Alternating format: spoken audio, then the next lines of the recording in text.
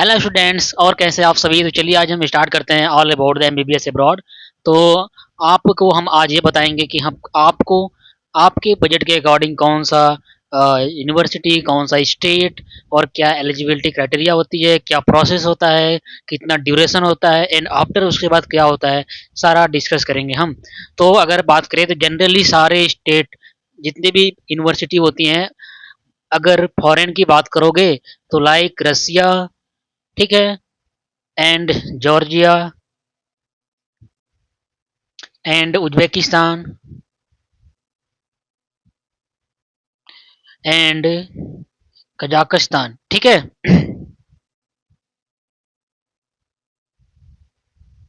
And Kyrgyzstan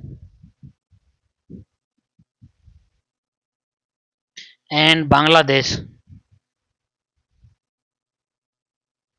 ये सभी जगह पे जो कोर्स ऑफ ड्यूरेशन होता है आपके यूजी प्रोग्राम का, वो होता है टोटल 6 ईयर का। जनरली होता है 5.8 ईयर बोलते हैं, पर क्या होता है टोटल 6 ईयर का प्रोग्राम होता है।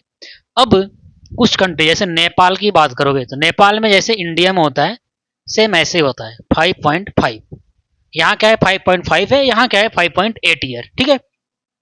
अगर हम बात करें आगे, आपके लिए कौन सी कंट्री सूटेबल रहेगी आपके बजट के अकॉर्डिंग, ठीक है। जैसे अगर बात करें हम रसिया, तो अगर रसिया कोई चूज कर रहा है तो first thing that is a secure country. क्या है? सिक्योर है। सिक्योर मतलब क्योंकि रसिया एक पावरफुल कंट्री है और यहाँ पे सिक्योरिटी है। अभी इतना वार हुआ, सब कुछ हुआ, लेकिन किसी स्टूडेंट को कुछ नहीं हुआ, ठीक है। First of all the security अच्छी है। रसियन का जो कल्चर होता है वो इंडिया के कल्चर पे, मतलब कि एक पुरानी दोस्ती, एक पुराना अटैचमेंट है। तो एक जो कल्चरल फेस्टिवल होता है वहाँ पे कोई भेदभाव नहीं होता। There is no racism like Russian and Indian student.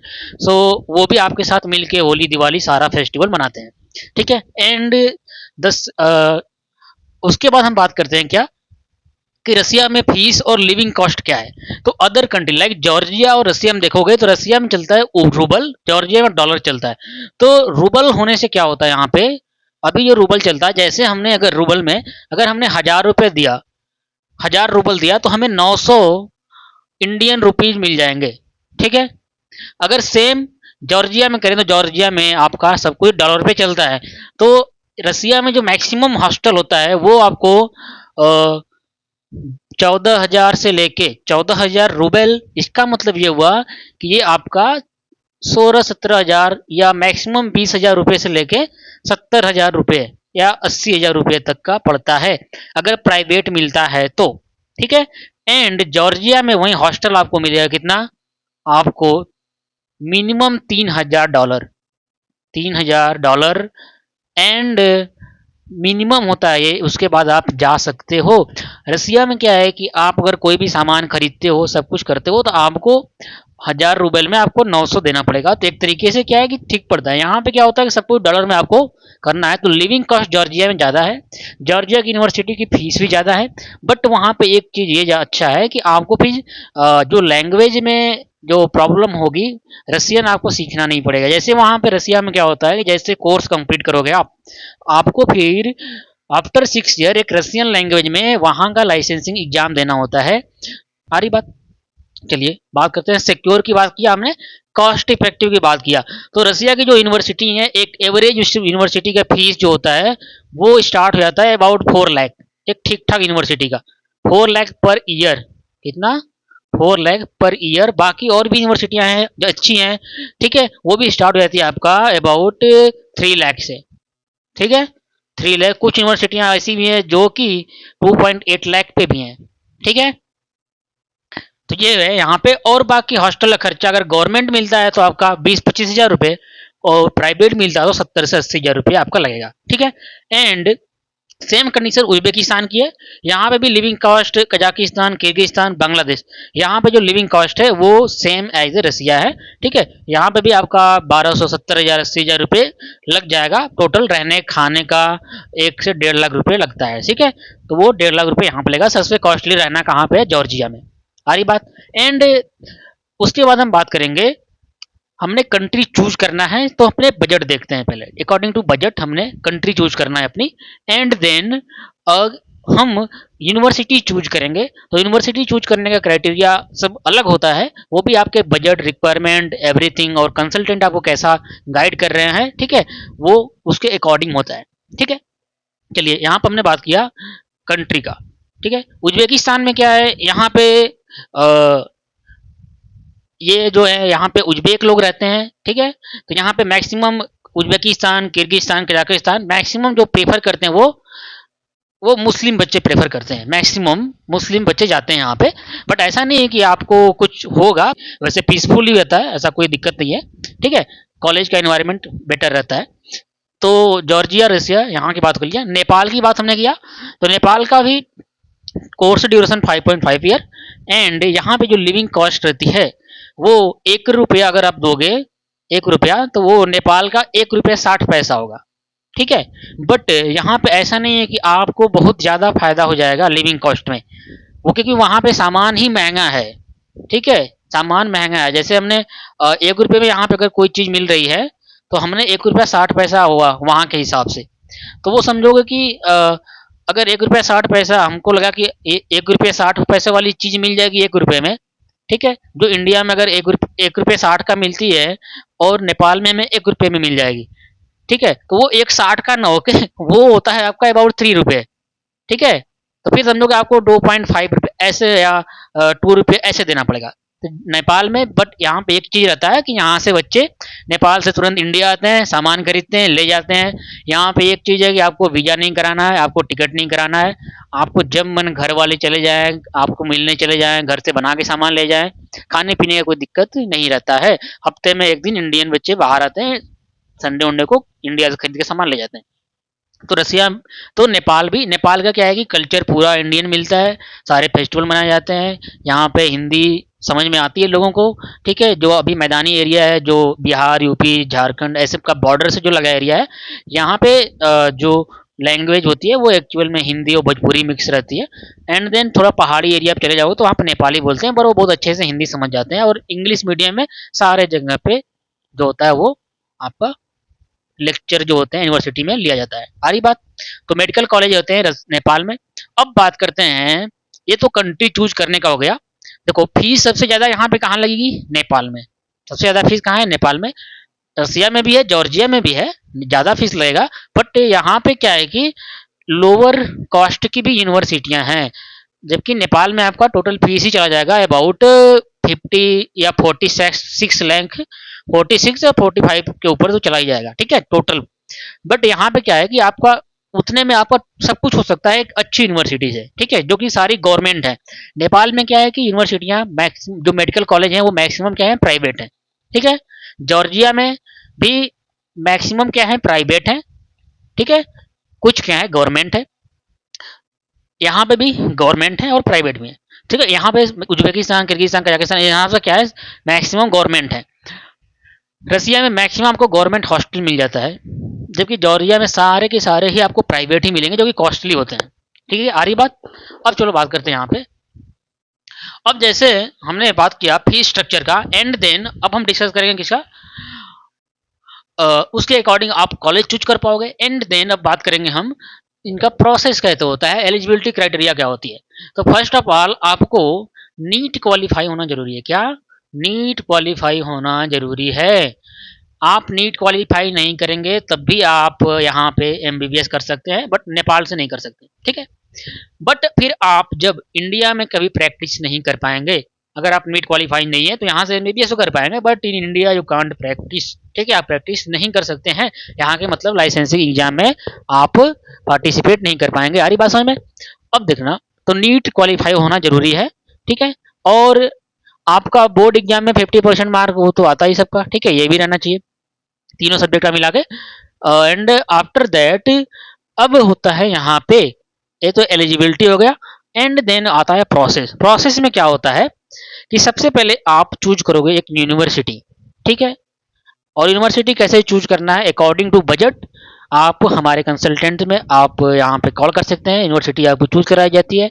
आपका सारे प्रोसेस विदाउट ब्रोकरेज ऑफिशियली होता है। ठीक है, तो यहाँ पे कोई आपको कोई दिक्कत नहीं होने वाली है।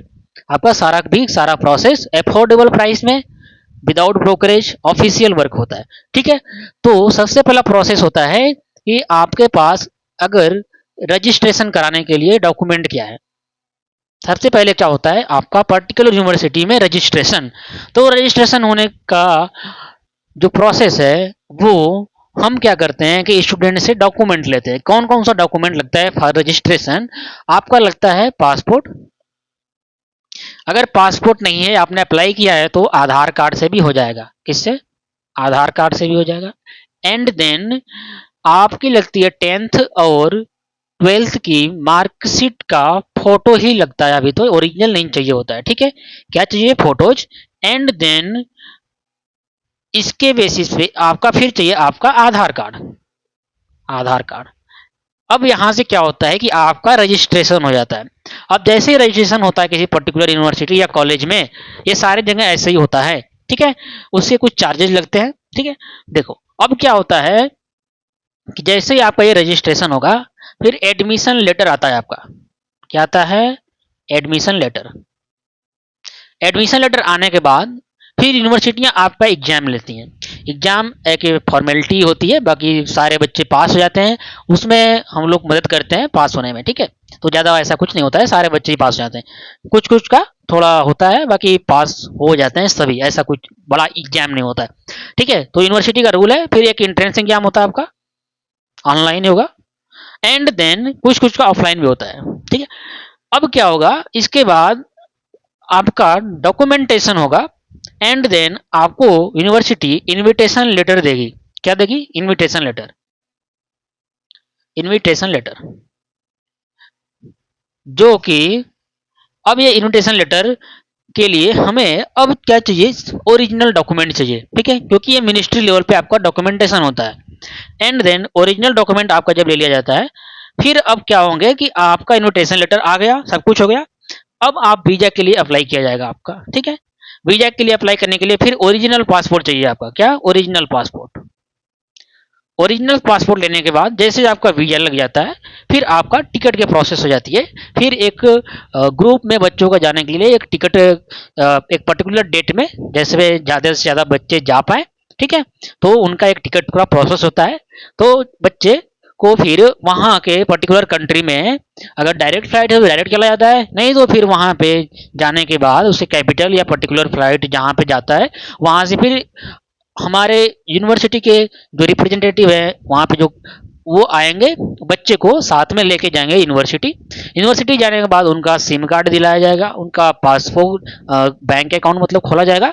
एंड उसका 2-3 दिन के अंदर यूनिवर्सिटी में आपका एडमिशन, हॉस्टल सब कुछ प्रोवाइड करा दिया जाता है। और सारा का सारा जो पैसा होता है वो आपको सिर्फ यूनिवर्सिटी में पे करना है, इधर किसी को नहीं देना होता है। यहाँ पे आपको कंसल्टेंट का चार्ज देना होता है। एंड टिकट और वीजा इन सब का डॉक्यूमेंटेशन का पैसा जो होता है वो देना पड़ता है। आ रही बात समझ में? तो ये रहा हमारे पास रसिया का सारा, और जॉर्जिया, उज्बेकिस्तान सारी जगह का ऐसे ही प्रोसेस होता है। नेपाल में थोड़ा डिफरेंट होता है। यहाँ पे आपको सीट की जो होती है वो बुकिंग कराई जाती है। ठीक है, 3 लाख रुपए 5 लाख रुपए दिया जाता है। बट वो ऐसा नहीं है कि वो 3 लाख 5 लाख सिर्फ सीट की बुकिंग के लिए जाता है, वो आपका फिर वो ट्यूशन फीस में ही इंक्लूड हो जाता है। बट ये इंश्योर कर लिया जाता है कि आपका यहाँ पे एडमिशन के लिए आप आ रहे हैं। ठीक है, और एक रजिस्ट्रेशन होता है एनएमसी का, 5,000 रुपये का होता है। ठीक है, वो रजिस्ट्रेशन कराना है यहाँ पे। उसके बाद आपको सारा कुछ जाके यूनिवर्सिटी कॉलेज में ही आपको पेमेंट करना होता है। एंड देन आपको हॉस्टल अलाउट होगा, सब कुछ होगा, आप फिर अपना स्टडी करेंगे। आ रही बात समझ में?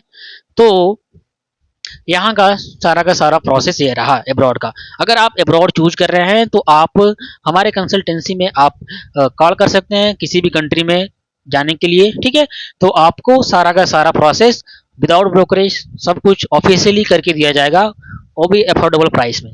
ठीक है, तो ये रहा पूरा एमबीबीएस एब्रॉड के बारे में। और सारा प्रोसेस कैसे होता है, सारा का सारा काम हम लोगों का होता है, हमारी कंसल्टेंसी करती है। आपको सिर्फ ये करना है कि आपका बजट क्या है, आप कंट्री कौन सा चूज करते हो अपने बजट के अकॉर्डिंग। ठीक है, उसके बाद आपको जाके वहाँ पे फिर मेहनत करना है, पढ़ाई करना है, मौज मस्ती नहीं करनी है। फिर आप यहाँ पे इंडिया के एग्जाम निकाल सकते हैं। आप तैयारी करें तो आप यूके यूएस का भी एग्जाम निकाल सकते हैं, और बच्चे निकालते भी हैं। तो सब आपके ऊपर डिपेंड करता है। अगर आप वहाँ जाके मजा लेंगे तो फिर आप का अपना भविष्य जो है वो खतरे में है। बाकी अब्रॉड जाने में कोई दिक्कत नहीं है। अब्रॉड जाके बच्चे क्या करते हैं कि मजा लेने लगते हैं बहुत ज़्यादा, यहाँ वहाँ मस्ती करते हैं। एंड देन वो ज़्यादा फोकस नहीं रहते हैं स्टडी पे, तो आपको जाके वहाँ पे स्टडी करना है, टीचर से क्वेश्चन पूछने हैं, आपको प्रिपरेशन अपना करना स्टार्ट करना है फर्स्ट ईयर से। आपको रसियन में तो रसियन लैंग्वेज पे कमांड करना है, ठीक है। इंग्लिश है तो इंग्लिश अच्छे से सीखनी है, सारा काम करना है, बाकी कोई दिक्कत नहीं होती है, ठीक है।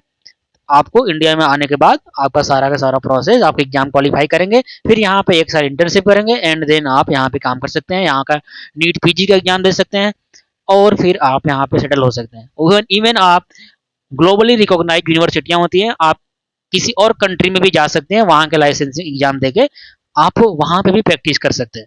आ रही बात समझ में? तो ये सारा रहा एमबीबीएस अब्रॉड के बारे में, ठीक है। तो कोई भी डाउट अगर हो तो आप कमेंट करें, नहीं आप हमारे कंसल्टेंसी पे आप हमारे नंबर पे व्हाट्सएप कर सकते हैं या कॉल कर सकते हैं, ठीक है। Thank you. Ilia State University Georgia में ज्यादातर सारी यूनिवर्सिटीज प्राइवेट होती हैं और तबिलिसी की गवर्नमेंट यूनिवर्सिटी की फीस बहुत हाई होती है। लेकिन अगर आप एक ऐसी यूनिवर्सिटी चाहते हो जो गवर्नमेंट हो, तबिलिसी में लोकेटेड हो और अफोर्डेबल भी हो, तो वो है इलिया स्टेट यूनिवर्सिटी, जिसका फीस सिर्फ 6200 यूएसडी ईयरली है। यहाँ यूएसएमएलई की प्रिपरेशन, एफएमजीई कोचिंग और बहुत ही अच्छी मेडिकल ट्रेनिंग प्रोवाइड की जाती है। क्योंकि ये गवर्नमेंट यूनिवर्सिटी है इसलिए इसके पास काफी अच्छी फैकल्टी और यहाँ लिमिटेड स्टूडेंट्स की सीट अवेलेबल है। यूनिवर्सिटी 2006 में एस्टेब्लिश हुई थी और काफी मॉडर्न है, इसके बिल्डिंग्स भी काफी मॉडर्न है और ये तबिलिसी के हार्ट में लोकेटेड है। हॉस्टल की बात करूँ तो वो यूनिवर्सिटी के काफी नजदीक आपको मिलेगी, जिसमें 2 शेयरिंग, 3 शेयरिंग, 4 शेयरिंग के ऑप्शंस भी आपके लिए अवेलेबल होंगे। और हाँ, अगर आप अफोर्डेबल फीस में बेस्ट मेडिकल एजुकेशन चाहते हो तो इलिया स्टेट यूनिवर्सिटी को जरूर कंसीडर करो और ऐसे ही इंफॉर्मेशन के लिए हमें फॉलो जरूर करें।